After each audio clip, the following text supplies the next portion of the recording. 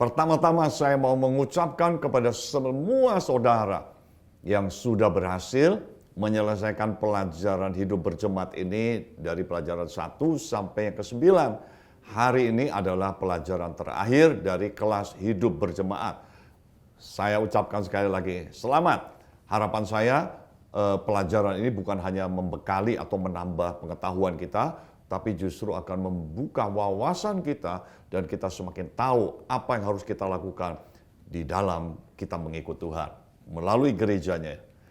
Oke, saudara, kita akan masuk dalam pelajaran yang terakhir, pelajaran ke-10 dengan pemulihan gereja. Ada kata pemulihan artinya mengembalikan sesuatu sehingga menjadi seperti asalnya. Kalau orang sakit, dia perlu dipulihkan. Maksudnya apa? Dikembalikan kembali seperti asalnya waktu dia sehat. Gereja perlu dipulihkan, artinya gereja mengalami masalah. Ya betul, gereja mengalami kemerosotan. Terjadi satu perubahan yang luar biasa. Nah, saudara, sejarah menunjukkan dua hal. Yang pertama, kalau kita lihat di dalam Alkitab, khususnya Kisah Para Rasul, kita bisa melihat bahwa gereja mula-mula so powerful. Mujizatnya begitu luar biasa, kesembuhan demi kesembuhan yang spektakuler terjadi, kesatuannya mereka begitu luar biasa. Dan dari waktu ke waktu akhirnya secara perlahan tapi pasti gereja mengalami kemerosotan. Ya, itu sejarah menunjukkan hal itu. Nanti di akhir pelajaran ini saya akan menjelaskan melalui bagan sehingga dengan lebih mudah kita bisa melihatnya. Nah, sejarah juga menunjukkan bahwa Tuhan tidak tinggal diam. Ketika gereja mengalami penurunan, gereja mengalami kemerosotan, Tuhan tidak tinggal diam. Tuhan melakukan sesuatu, yaitu melakukan pemulihan demi pemulihan. Nah, itulah yang akan kita pelajari di pelajaran yang ke-10 ini dalam tema pemulihan gereja. Di hari pertama, kita akan melihat bahwa bangsa Israel sebagai suatu peringatan. Peringatan itu bukan monumen peringatan, enggak, tapi mengingat. Wah, ini bangsa Israel harus menjadi warning buat kita ya, mengingatkan kita. Kenapa? Saudara, bangsa Israel dipilih oleh Tuhan, tujuannya apa? Supaya dia menjadi contoh untuk bangsa-bangsa yang ada di sekeliling mereka pada waktu itu bisa melihat contohnya. Itu tujuan Tuhan. Sehingga mereka, bangsa-bangsa lain yang belum mengenal Tuhan, mereka akhirnya bisa mengenal Tuhan melalui kehidupan bangsa Israel. Namun sayangnya, bangsa Israel justru bukan mengikut Tuhan dengan sepenuh hati, malah terjadi sebaliknya. Bangsa Israel malah mengikuti cara hidupnya, termasuk penyembahannya, bangsa-bangsa yang ada di sekeliling mereka. Jadi bukannya mereka justru mempengaruhi, mereka justru dipengaruhi. Bukannya mereka menjadi contoh, justru mereka mencontoh bangsa-bangsa lain. Nah, ini akhirnya Israel mengalami kemerosotan yang luar biasa. Israel dalam hal ini gagal untuk menjadi contoh. Peristiwa ini terjadi sepeninggalnya dari Yosua.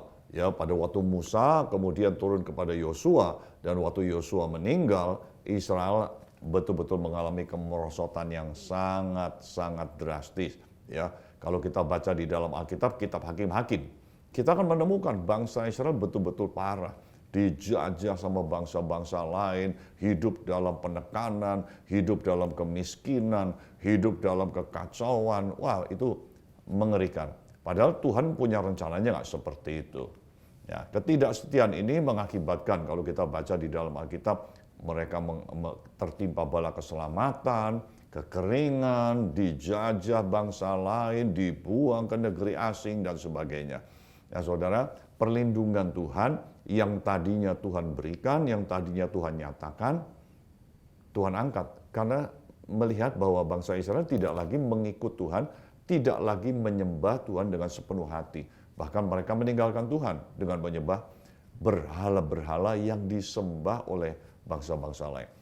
Jadi kita juga harus sadar, sebagai orang Kristen ini kita harus jadi contoh. Jangan sampai justru kita yang dicemari, kita yang bukan mempengaruhi mereka, kita membawa pengaruh kepada mereka, tapi justru kita yang dipengaruhi oleh mereka. Bukan kita menjadi terang dunia atau garam dunia, justru kita yang dipengaruhi oleh dunia. So, be careful. Melalui pelajaran ini kita belajar tentang hal ini. Nah, di hari kedua, kita belajar dari kemuliaan kepada kemerosotan. Nah, kita lihat gereja mula-mula Kisah Para Rasul penuh kemuliaan. Mereka ciri-cirinya apa sih pada waktu itu? Ya, di dalam buku juga sudah dituliskan. Yang pertama, mereka menempatkan Yesus itu sebagai Tuhan dan sebagai Raja dalam kehidupan mereka. Bukan hanya sebagai juru selamat. Banyak orang yang mengikuti Tuhan hanya sebagai juru selamat. Tuhan, saya udah ikut Tuhan, udah sungguh-sungguh. Kok Tuhan nggak tolong? Buat apa saya ikut Tuhan? Buat apa saya kebaktian? Ini namanya kita menempatkan Yesus hanya sebagai juru selamat kita. Beda sekali kalau gereja mula-mula, enggak. Walaupun mereka dianiaya, walaupun mereka ditindas, walaupun mereka mengalami hal-hal yang tidak enak, tapi iman percaya mereka justru semakin kuat. Mereka betul-betul apapun yang mereka lakukan untuk menyenangkan Tuhan. Mereka lakukan demi Tuhan. Jadi betul-betul mereka menempatkan Yesus sebagai Tuhan, sebagai Raja dalam kehidupan mereka. Dan mereka juga hidup dalam kesatuan. Ciri-cirinya mereka punya kesatuan yang begitu luar biasa. Bukan cuek-cuekan, satu gereja tapi cuek. Mereka lagi punya, yang satu ada kesusahan, dibiarin aja gitu. Gereja mula-mula nggak seperti itu. Ya, kita sudah pelajari juga di dalam pelajaran DK yang lalu bagaimana di Kisah Para Rasul kita menemukan mereka ada yang menjual hartanya dan membagikannya kepada orang-orang miskin. Dan tentunya dalam hal ini diatur secara rapi, secara baik oleh pihak gereja yang hal itu dilakukan oleh para diaken. Kemudian cirinya memberitakan Injil, mereka berani memberitakan Injil. Mereka nggak takut bersaksi, memberitakan Injil, itu menjadi warna hidupnya mereka. Tentunya dengan urapan, dengan keberanian yang Roh Kudus berikan. Lalu mereka juga menjadikan kitab suci sebagai standar tertinggi. Mereka nggak menjadikan standar dunia, karena standar dunia itu berubah-berubah. Tapi gereja mula-mula itu menjadikan kitab suci sebagai kebenaran standar tertinggi. Segala sesuatu diukur, ini sesuai nggak dengan kitab suci. Dan yang kelima, mereka memiliki kepemimpinan jamaah. Mereka nggak one man show. Nggak satu orang yang menguasai, tapi mereka saling melengkapi kepemimpinan jamaah. Itu yang terjadi. Ya, namun gereja mengalami kemerosotan. Nah, selama mereka betul-betul hidup dalam seperti itu, mereka dianiaya. Mereka bukan hidup dalam keadaan nyaman. Mereka dianiaya oleh ahli Taurat dan orang Farisi, orang-orang Yahudi. Ya, kemudian mereka dianiaya juga oleh Romawi. Tapi mereka bertumbuh. Mereka bukan semakin berkurang. Mereka justru semakin bertumbuh. Dalam Alkitab kita melihat bahwa tahun 313 Masehi, Kaisar Konstantin milih jadi agama Kristen. Tahun 350 Masehi, Kristen jadi agama negara. Tahun 380, malah lebih parah lagi, Kaisar Theodosius masuk pemerintah mengatur gereja, saudara. Wow, luar biasa. Pemerintah, saudara, ngatur gereja. Dengan background mereka nggak begitu menguasai tentang kebenaran firman Tuhan, tapi justru mereka yang mengatur gereja. Sehingga tahun 392 Masehi, bahkan mereka melarang agama lain yang bukan Kristen. Jadi dianiaya, saudara. Bayangin, saudara. Ini terjadi terbalik. Dulu orang Kristen dianiaya, gerejanya makin berkembang. Iman mereka murni kepada Tuhan. Tapi terjadi sebaliknya justru. Justru gereja menganiaya orang yang tidak percaya. Orang yang non-Kristen dianiaya, saudara. Ini betul-betul keliru. Padahal Tuhan nggak pernah mengajarkan tentang hal itu. Dan disitulah gereja mengalami kemerosotan yang luar biasa. Ya, di hari yang ketiga, kita belajar tentang pembaharuan rohani. Nah, saudara, kita bisa melihat sifat Allah di sini. Walaupun gereja mengalami kemerosotan seperti itu, walaupun sudah umat Tuhan pada masa itu tidak setia kepada Tuhan, tidak mengubah kesetiaan Tuhan. Dalam 2 Timotius pasal yang kedua ayat 13, jelas dikatakan, jika kita tidak setia, Dia, Allah, tetap setia. Karena Dia tidak dapat menyangkal dirinya. Saudara, salah satu sifat Allah adalah Dia adalah Allah yang setia.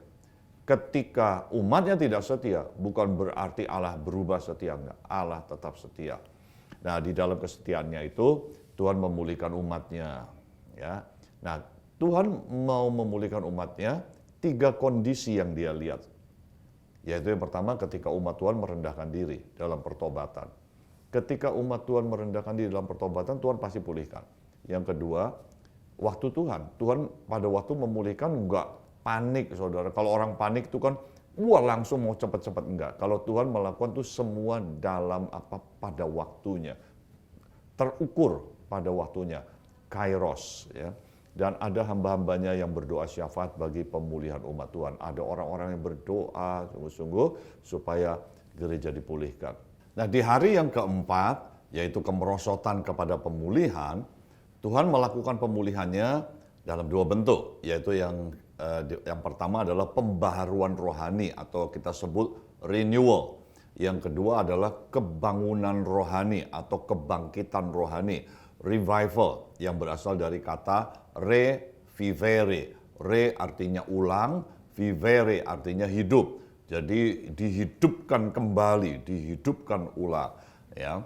Nah, dimulai pada abad yang ke-16, ya, kita nanti akan lihat juga melalui bagannya di bagian yang paling akhir. Saya akan memperlihatkan dan menjelaskan melalui bagan sehingga lebih mudah untuk kita memahami. Abad 16 kita tahu Tuhan membangkitkan Martin Luther dengan gerakan reformasinya yang dikenal dengan sola fide, hanya karena iman. Sola gratia, hanya karena apa? Kasih karunia, hanya karena anugerah. Sola scriptura, yaitu Alkitab sebagai satu-satunya standar tertinggi, ya, dan semuanya dikerjakan soli deo gloria, segala kemuliaan hanya bagi Tuhan. Jadi terpusat hanya kepada Tuhan. Nah, sesudah terjadi gerakan pembaharuan rohani yang diawali oleh Martin Luther, terjadi berikutnya kepada pembaharuan rohani yang berikutnya sampai pada hari ini, pada abad yang ke-20 ini. Nah, di hari kelima kita melihat umat yang layak bagi Tuhan. Alkitab merupakan kitab yang penuh dengan nubuatan. Nah, ini yang perlu kita ketahui. Dari 31.102 ayat, sebanyak 3.856 ayat bersifat nubuatan. Nubuatan apa? Yaitu apa yang Tuhan katakan melalui nabi-nabinya yang akan Tuhan kerjakan di kemudian hari. Jadi nubuatan beda dengan ramalan. Kalau ramalan bisa terjadi, bisa tidak. Tapi kalau nubuatan pasti terjadi. Nah, saudara, kita hidup dalam masa di mana ada nubuatan yang sudah dikerjakan di waktu yang lalu, ada yang nubuatan sedang digenapi pada zaman kita hidup, dan ada nubuatan yang akan digenapi di masa yang akan datang. Nah, saudara, semua nubuatan ini adalah merupakan rencana Allah di dalam kehidupan umat manusia dan dalam kehidupannya di dunia. Apa yang akan Tuhan kerjakan di dunia ini. Karena itu kita perlu memahami nubuatan-nubuatan yang sebenarnya apa yang sudah terjadi hari ini, yang sedang terjadi, dan apa yang akan terjadi. Dan Tuhan menyiapkan umat yang layak baginya untuk apa? Pembaharuan rohani. Ya, Tuhan melakukan melalui pembaharuan rohani, Tuhan melakukan pemulihan hubungan antar generasi hati bapa dengan hati anak. Kalau kita baca di kitab Maliaki, dituliskan bahwa Tuhan akan mengutus Elia untuk mendahului. Ya, pada waktu menjelang akhir zaman Tuhan akan mengutus Elia, yaitu pelayanan Elia yang memulihkan hati bapa kepada anak-anak dan hati anak kepada bapaknya. Kita hidup di zaman ini bagaimana ada banyak sekali anak yang luka dengan bapaknya. Dan itu terbawa terus sampai dewasa. Sehingga rumah tangga mereka tidak bisa terbangun dengan baik. Dan kehidupan mereka pun akhirnya mengalami banyak hal yang negatif dalam kehidupan mereka. Dan Tuhan akan pulihkan itu. Pemulihan pribadi, pemulihan rohani, pemulihan hubungan antar generasi, dan kebangkitan rohani atau kebangunan rohani yang melanda ya di seluruh dunia. Itu akan terjadi, saudara. Nah, ini yang membuat kita punya pengharapan. Ini yang membuat kita semakin bersemangat bahwa Tuhan punya rencana yang indah. Tuhan punya rencana yang luar biasa. Dan itu terus dikerjakan sampai kedatangan Yesus yang kedua kali. Jadi, keadaannya bukan semakin memburuk. Penganiayaan memang betul akan semakin meningkat. Tapi kita mesti ingat, gereja mula-mula dianiaya bukan semakin berkurang. Justru semakin berkembang dengan luar biasa. Demikian juga ketika Tuhan melakukan pemulihan demi pemulihan, maka Tuhan juga memberikan kekuatan, memberikan pertolongan, memberikan penyertaan. Namun dunia nggak senang, kuasa kegelapan nggak senang. Mereka menganiaya gereja. Memang penganiayaan akan semakin menonjol. Itu seperti yang sudah dinubuatkan baik itu dalam kitab Wahyu, dalam kitab Daniel, maupun dalam kitab-kitab yang lainnya tentang apa yang akan terjadi di akhir zaman. Nah, saudara, pemulihan pelajaran yang ke-6 atau hari yang ke-6 maksud saya, pemulihan segala sesuatu akan Tuhan kerjakan seperti ayat hafalan kita. Kisah Rasul pasal 3 ayat 21 yang mengatakan Kristus itu harus tinggal di sorga sampai waktu pemulihan segala sesuatu seperti yang difirmankan Allah dengan perantara nabi-nabinya yang kudus di zaman dulu. Jadi kapan kedatangan Tuhan? Ketika Tuhan melakukan pemulihannya selesai. Nah saudara, kalau kita melihat sejarahnya, maka kita akan melihat bagannya seperti ini saudara. Yaitu diawali pada gereja mula-mula yang begitu luar biasa, seperti yang tadi sudah kita dengarkan bahwa terjadi kemerosotan yang luar biasa. Ya, saudara kalau melihat di dalam bagan yang ada, kita lihat pelayanan rasuli lenyap di tahun 100. Karunia Roh Kudus mulai juga ditinggalkan orang. Orang bilang karunia Roh Kudus itu zaman dulu, enggak lagi dia. Sejak tahun 150 karunia Roh Kudus pun sudah mulai hilang. Kemudian kepemimpinan zaman akhirnya diganti dengan keuskupan di tahun 160-an. Otonomi gereja lokal mulai hilang lagi. Semua dikendalikan dari pusat ya tahun 180. Timbul baptisan bayi tahun 185. Muncul biara-biara.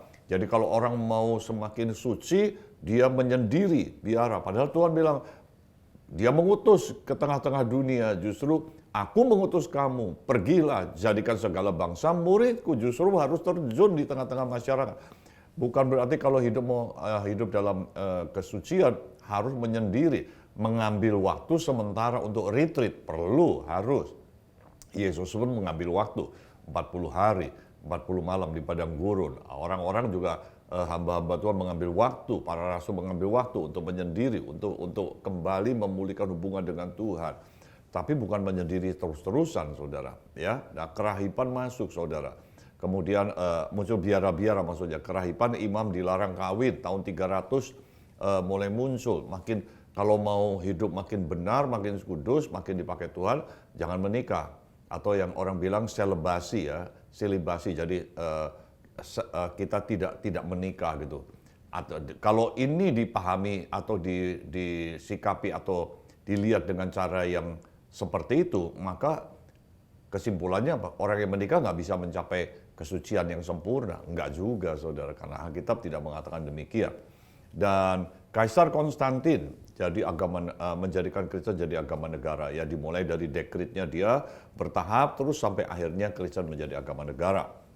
Dan muncul baptisan percik, ya, liturgi dan buku-buku doa. Jadi doa bukan lagi sebagai suatu komunikasi spontan kita kepada Tuhan, tapi sudah menghafal ayat. Sehingga tidak lagi menjadi sebuah komunikasi, tapi sebuah hafalan gitu ya. Boleh dibilang seperti mantra jadinya. Diingat terus diulang-ulang terus gitu. Bukan seperti itu yang Tuhan ajarkan. Dan sebagainya. Sehingga terjadi kemerosotan yang sangat merosot, sangat menyimpang. Tidak seperti apa yang Tuhan rencanakan. Gereja mula-mula sudah menyimpang terlalu jauh. Di abad keempat itu sudah betul-betul menyimpang terlalu jauh. Dan selama 12 abad, gereja dalam keadaan yang merosot luar biasa. Dan akhirnya kita tahu tahun 1517 Tuhan mulai membangkitkan Martin Luther, ya, yang sebenarnya juga adalah seorang pastor. Tapi dia tahu-tahu diingatkan Roma pasal 1 ayat 17, the just shall live by faith. Orang benar itu hidup karena iman, ya, sola fide, hidup karena iman, bukan karena perbuatan baik. Kita diselamatkan sola gratia, kita diselamatkan karena kasih karunia Tuhan, bukan karena kita berbuat baik kita memperoleh keselamatan, bukan. Jadi dikembalikan kepada sola fide, sola gratia, sola scriptura dan sebagainya. Dan tidak berhenti sampai di situ. Tahun 1525 muncul gerakan Anabaptis, ya. Kemudian tahun abad ke-18 gerakan kesucian, ya, gerakan Moravian, gerakan kesucian. Abad ke-19 gerakan Injili, wah, bergerak orang menginjil, kembali kepada pesan keselamatan itu hanya karena percaya Yesus, ya, penginjilan di mana gerakan tahun 2000, abad ke-20, gerakan Pentakosta, saudara, ya, karunia bahasa roh, baptisan Roh Kudus kembali lagi di dalam gereja. Lalu tahun 1948 mulai ada gerakan hujan akhir, tahun 1960 gerakan karismatik, karunia-karunia Roh Kudus mulai bekerja di tengah-tengah umat Tuhan. Tahun 1970 gerakan puji-pujian, ya, sehingga puji-pujian itu betul-betul luar biasa. Saya masih ingat di tahun 70-an, saudara, lagu rohani itu hanya kalangan sendiri. Lagu rohani itu betul-betul hanya konsumsi untuk orang-orang Kristen, tetapi juga sangat terbatas biasanya untuk orang-orang tua. Anak-anak muda nggak ada yang mau nyanyi lagu rohani. Tapi sejak tahun 1970-an, gerakan puji-pujian ini masuk kemana-mana, saudara. Hari-hari ini, dari anak kecil sampai orang dewasa, anak muda, mereka menyanyikan lagu-lagu rohani, lagu-lagu yang meninggikan Tuhan. Dan bahkan bukan orang Kristen pun mereka menyanyikan lagu-lagu rohani, saudara. Jadi ini yang disebut gerakan puji-pujian. Tuhan pulihkan begitu luar biasa. Lalu tahun 1980-an, pemulihan gereja lokal. Ya, gereja mulai dipulihkan, ya, bahwa ini kita nggak bisa cuma bersekutu begini, tapi harus bergereja karena Tuhan memang memilih, Tuhan mendirikan gerejanya, ya. Dan tahun 2000-an ke atas, pemulihan pelayanan kerasulan, pelayanan kenabian, nubuatan-nubuatan mulai disampaikan kembali, ya. Walaupun ya, kita tahu setiap kali sesuatu yang benar keluar, pasti ada palsunya, ada eksesnya, ada yang meniru-niru. Tapi yang benar itu Tuhan mulai kerjakan, yaitu gerakan kerasulan, gerakan kenabian. Nah, saudara, kalau lihat dari bagian ini, kita bisa melihat begini. Gereja mula-mula mengalami kemerosotan ketika pelayanan kerasulan, pelayanan rasuli mulai hilang.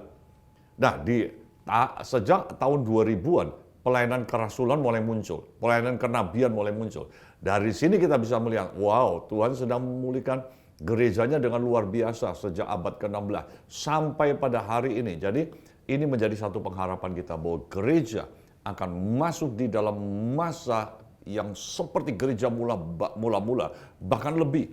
Gereja disertai oleh kuasa Tuhan, disertai oleh Tuhan, dan termanifestasikan kuasa mujizat, kesembuhan, dan lain sebagainya. Kita percaya Allah yang sama yang kita kenal di dalam Yesus Kristus, Dia tetap hidup dulu, sekarang, dan selama-lamanya. Dan Dia bekerja dengan kuasanya yang luar biasa. Inilah yang Tuhan ajarkan kepada kita, bahwa Tuhan sedang memulihkan gerejanya. Dan kita yang hidup pada zaman ini, ayo kita libatkan diri kita, kita ikuti tuntunan Tuhan, dan menjadi gereja seperti yang dikehendaki oleh Yesus. Ini pelajaran kita pada pelajaran yang terakhir, pelajaran yang ke-10. Dan kita sudah menyelesaikan pelajaran hidup berjemaat. Tentu ada banyak hal yang masih bisa kita pelajari. Tetapi di dalam pelajaran paket hidup berjemaat ini, kita mempelajari sampai di sini 10 pelajaran. Harapan saya sekali lagi, pelajaran-pelajaran ini bukan hanya untuk menambah pengetahuan kita, tapi membuka hati kita, membuka wawasan kita untuk mengikuti Tuhan dengan lebih sungguh-sungguh, dan kita bisa melihat apa yang Tuhan rencanakan, kuasanya, mujizatnya terjadi di dalam hidup kita, terjadi di dalam gereja di mana Tuhan tempatkan kita. Ya. Mari kita berdoa, kita minta tuntunan Tuhan supaya kita terus akan dituntun Tuhan, dibimbing Tuhan, menggenapi rencananya. Kita berdoa. Bapa, kami mengucap syukur Tuhan sudah menyertai kami, khususnya seluruh peserta yang sudah berhasil mengikuti pelajaran hidup berjemaat ini dari pelajaran pertama sampai pelajaran yang ke-10. Kiranya Tuhan terus menuntun kami supaya kami semakin mengerti akan kebenaran firman Tuhan. Kami semakin mengenal Engkau, kami juga semakin tahu apa yang Engkau mau kerjakan. Dan Tuhan pakai setiap kami untuk melakukan dan menggenapi apa yang menjadi rencana-Mu bagi gerejamu dan bagi dunia ini. Nama Tuhan dipermuliakan. Terima kasih Tuhan, di dalam nama Tuhan Yesus kami bersyukur kepada-Mu. Amin.